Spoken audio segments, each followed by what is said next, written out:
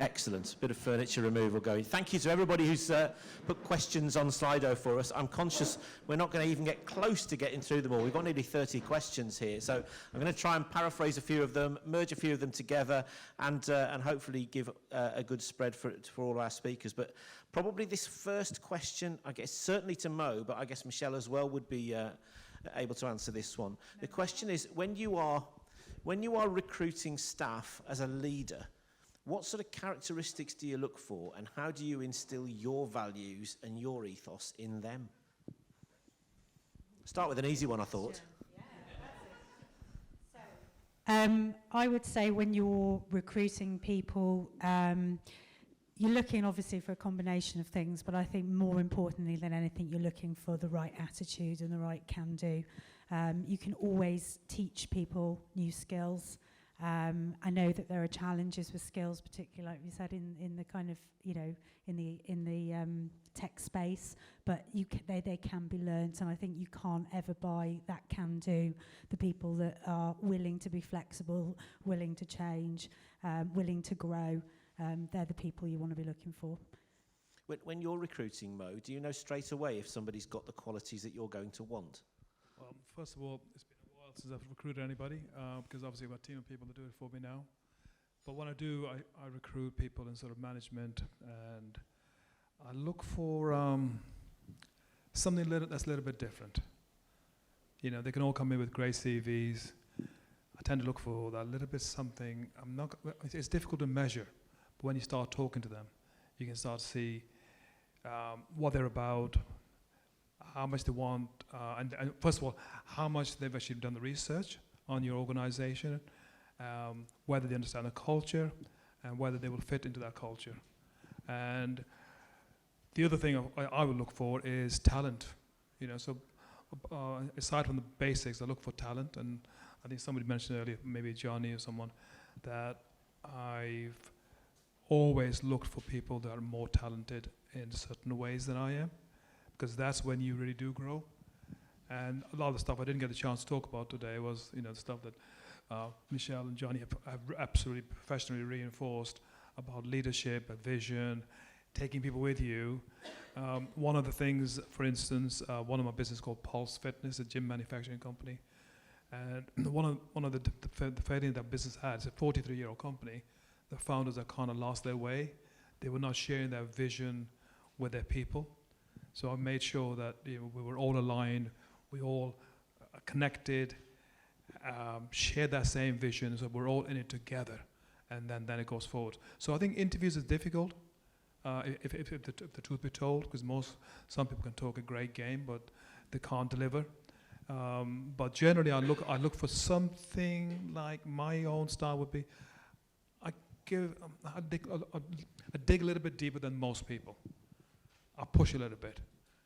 I check and challenge them, and to see really how they handle a little bit of pressure, take them out of their comfort zone, you know, because everybody comes prepared with a script, and they're going to say certain things, you can ask them certain things. Well, I'm a bit of a maverick. I tend to completely outmaneuver them and see how they react. And some react great, and some you can straight away fall by the wayside. Yeah, absolutely. They always say, don't they, you can teach people qualifications, but teaching them an attitude and a personality is different, isn't it? Paul, I've got before you answer that one, I've got another question. There's loads of AI-related questions here, so you can have your Geeks Corner later, and we'll go through all of these.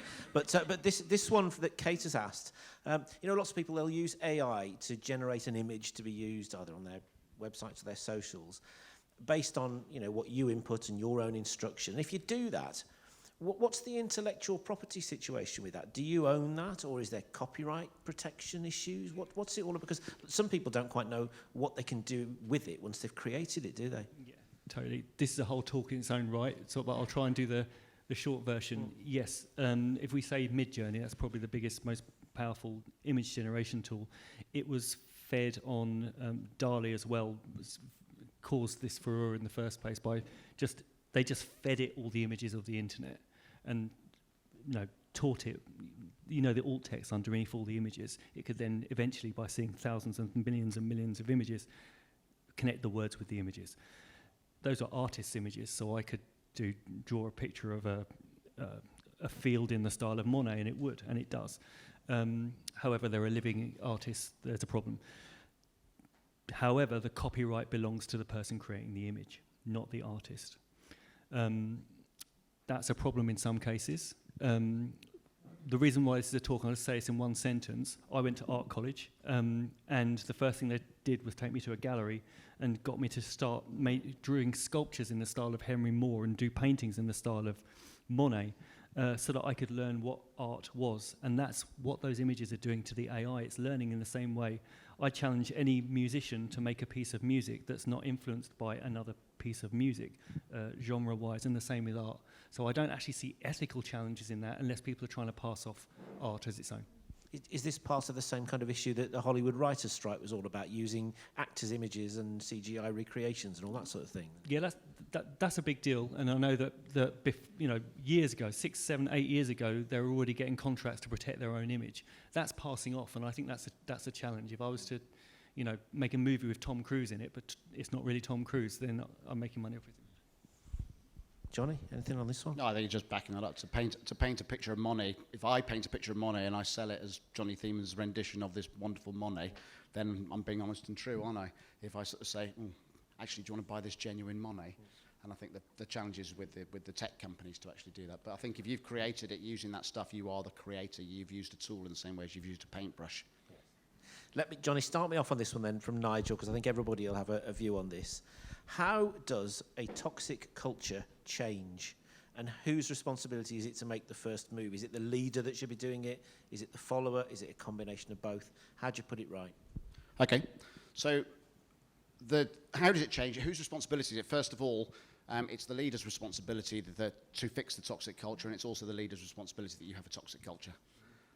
It may not be the leader's responsibility that the toxic culture started to take foot, but the fact that it's developed and become a toxic culture is very much the leader's responsibility, because you have to act quickly. You have to be really courageous with people. Our company's called Good2Great. That was inspired by a book called Good2Great, which kind of my retired business partner and I both read about at the same time. We talked about that the very first time we met. And one of the big lessons in there, he says, you've got to get the right people on the bus in your business. It's one of the features of being Good2Great. But just as importantly, if you've got the wrong people on the bus, you've got to drop them off. Yeah. So toxic cultures are created by toxic people. Now, what you can also think about with toxic people is that sometimes your toxic people are, perhaps somebody who just comes in and does a bit of part-time work from time to time. Well, that seems like a fairly easy decision to kind of move on from that one, doesn't it? But also sometimes your toxic people are the most influential people in your business. They're the ones closest to you, the ones most important to you. And you think, oh my goodness, it's really, really toxic, but I can't afford to be without them. They're so important, they're so critical to my business. They're also most dangerous to your business because they're highly influential. So that's where the toxic culture generally comes from, is from your most influential people and the failure for the leaders to actually take action quick enough. With your tech hat on, Paul, does the people's appetite as to how fast they want to embrace technology help to promote a maybe toxic work culture if we're not all on the same bus at the same time? That ties in actually with the first question. I've had two what I would think of and probably badly phrased as toxic people in my company over the years, and they've both been people that I hired because I needed their skills and I overlooked their values. And so I run what I call values-based recruitment now. What's their North Star? What lights them up? What do they want? And what's their aim? What are they actually aiming for? What's their vision in their lives? Because that guides everything. No matter how caring people are, we all actually have our own agendas and we all have our own aims. No matter how loving we are, we put ourselves and our families first. And so you have to make sure that that guiding star is in alignment with your own vision, which means that no matter how much you need their technology, if they're out of alignment, you don't hire and you fire straight away as soon as you realise. I made a mistake, and when I finally did let that person go, both times, the energy of the company dramatically improved. It was beautiful, actually. Mo, where are you on this one? Yeah, an interesting one. I remember when I acquired Waterworld, and it had been owned by PLC, a FTSE company. And the culture was really, really poor. Negative culture, disruptive, and I had to make some big decisions and effectively got rid of the whole team and started from scratch. Because you have to make the bold decisions. There's no room for compromise. You know, it's you or them, and that it is a survival thing, even in that sort of position. So I made a complete change in management from top bottom. Some people already left because they knew that they couldn't skive, they couldn't hide in my type of culture. So I think I take a very similar approach in the sense that I've learned the hard way too. Kill it, get rid of it, bring in positive energy. And even if that person doesn't have the best talent, they will, if they're not disruptive, they will bring in an amazing amount of energy that will help to galvanize everybody else. And that energy together is a massive force that's unbeatable. Michelle, what's the leadership manual and team development guide say on this one? Is there a I agree with everything that's been said already. I think it's the responsibility of leaders. I think sometimes maybe the leaders themselves don't know that a culture has become toxic as well. I think in terms of, because I'm just conscious I didn't answer the values part of the question, making sure that company values are really clear and visible and that everybody buys into their understanding of what those values mean is really important. And that's about vision again. So, you can have three company values and they absolutely mean everything to you, but they don't mean anything to anybody else. So you've got to really find a way to integrate those into everyday life. And it manifests itself in really simple ways like recruiting with those values in mind. Are you asking questions around those values when you are developing people? Are you developing people around those values? And when you are firing people, are you developing around those values? So if you run your business decision making through your values, then your values become integrated in your business, rather than just being something that sits with you in your head as a leader. Somebody's just posed a supplementary question to that, Mo, so before you pass it down the line. Then I'll leave you alone, promise you. Wanting to know, how often has your, just do it, roll your sleeves up and do it attitude, how often has that maybe failed or backfired on you? And, what do you do if it badly goes wrong? Okay, now we're talking, right? So, obviously, I only had a little bit of time, right? I could spend talking to you all day long about setbacks. And setback after setback after setback, countless times where I've done things that they haven't worked out. But I've never lost that spirit. That's the thing. And you don't really know about yourself until you are in that situation. And most people never want to put themselves in that situation. Think about it yourselves now. There's always a choice, isn't it, right? And you always go for the safer choice. So I've made countless mistakes. I've had countless setbacks. We mentioned about COVID. Well, we went through the biggest development. It's now a £15 million development on my Waterwall site. We're halfway through, and the wall closes up.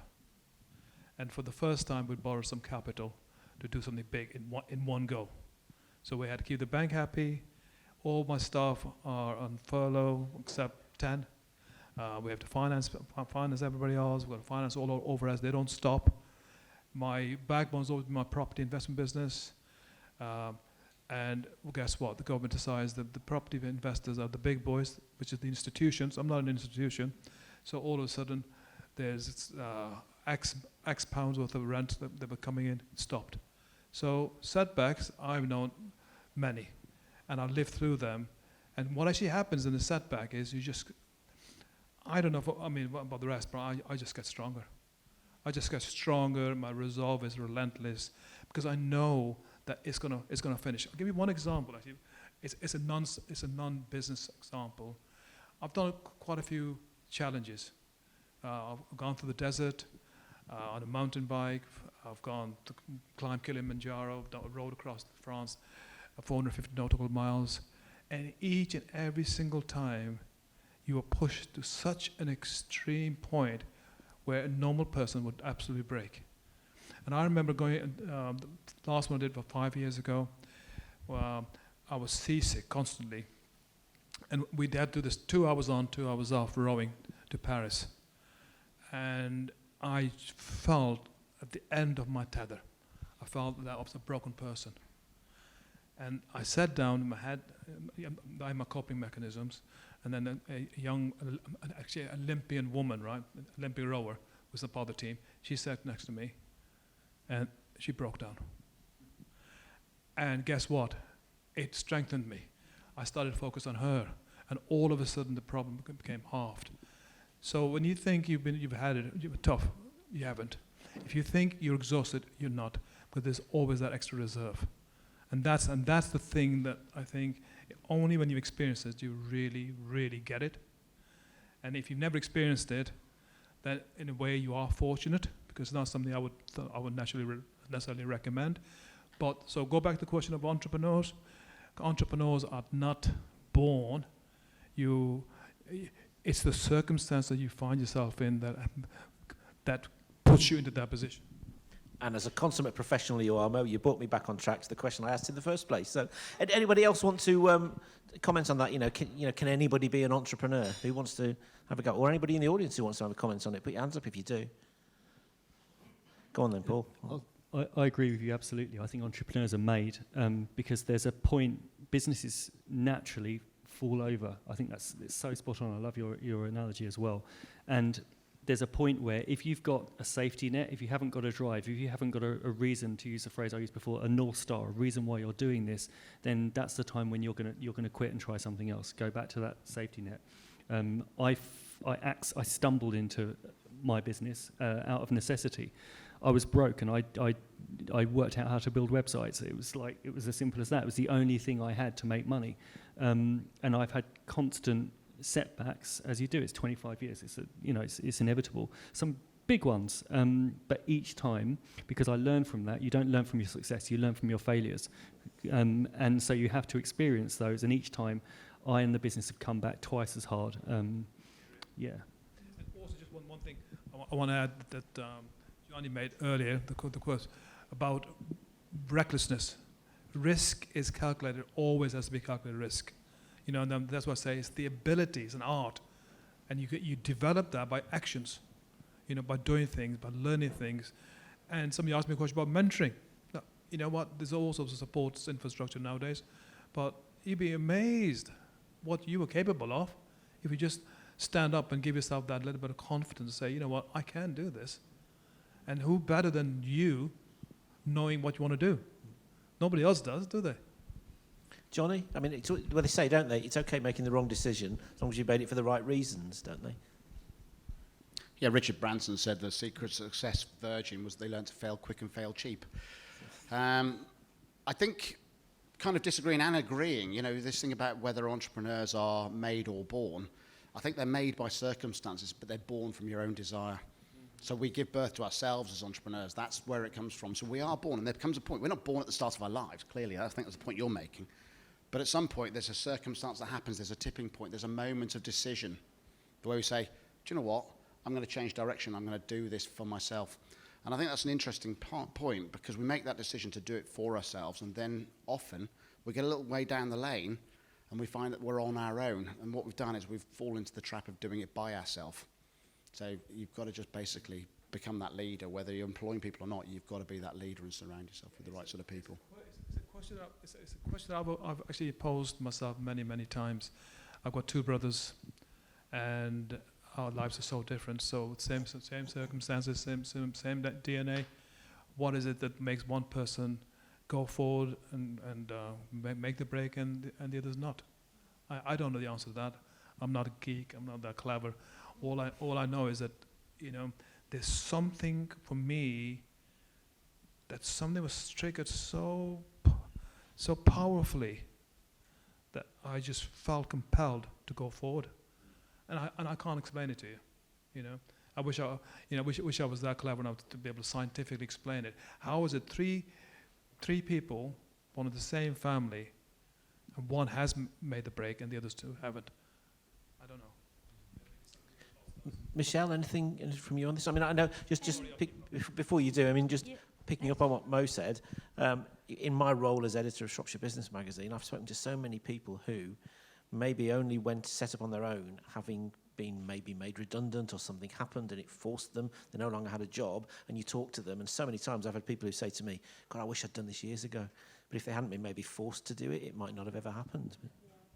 I mean, I'm a perfect example of that, being in public sector for 17 years and thinking that, you know, that was it, but then deciding that there was something, like you said, calling, pushing me to do something different, to go and retrain, become a business coach, become ICF accredited, do that, take me on a completely different journey, you know, whilst growing a family, whilst having all the you know, the competing challenges that you have. And now I work with startups all the time, and I always say to people when I start working with them, give yourselves permission to put on your learning plate, and, you know, allow yourself to fail if you need to. And it's, you know, a little bit cheesy, but it stands for first attempt in learning, and it really does. And you're not going to learn much by not failing.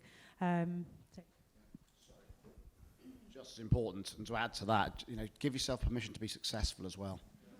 You know, get out of your own way. I think, you know, often we're the own limitations to it, a lack of self-belief. You know, I don't want to get all hippie about this because I'm not really a very good sort of that sort of coach. You know, but you know, use positive affirmations. You know, just you know, because the alternative not having positive affirmations is having negative affirmations, reinforcing your negative beliefs.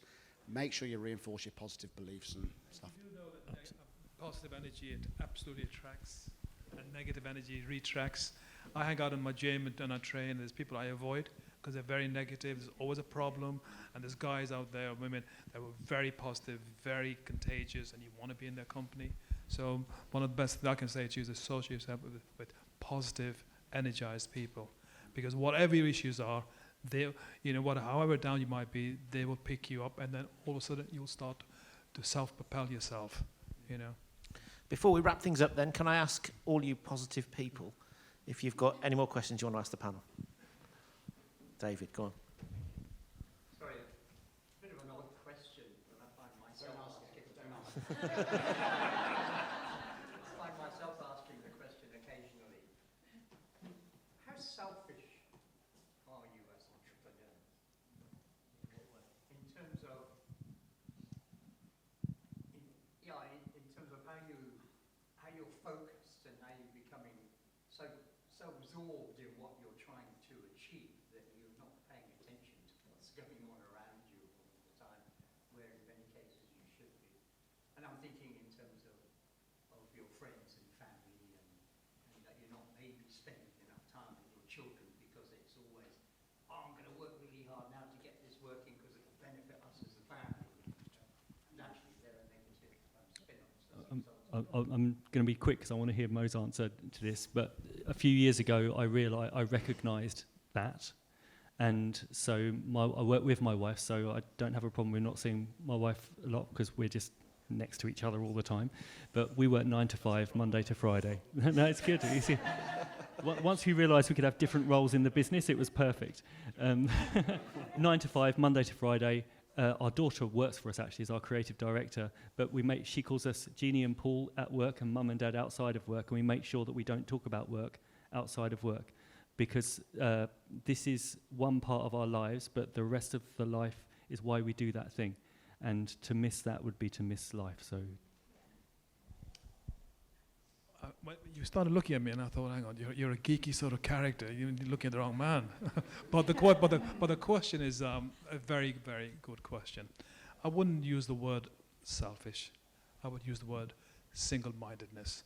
And when you start me, so when I started out, my wife, we're both in early 20s, I had this sort of the go-get, and she gave me that stability.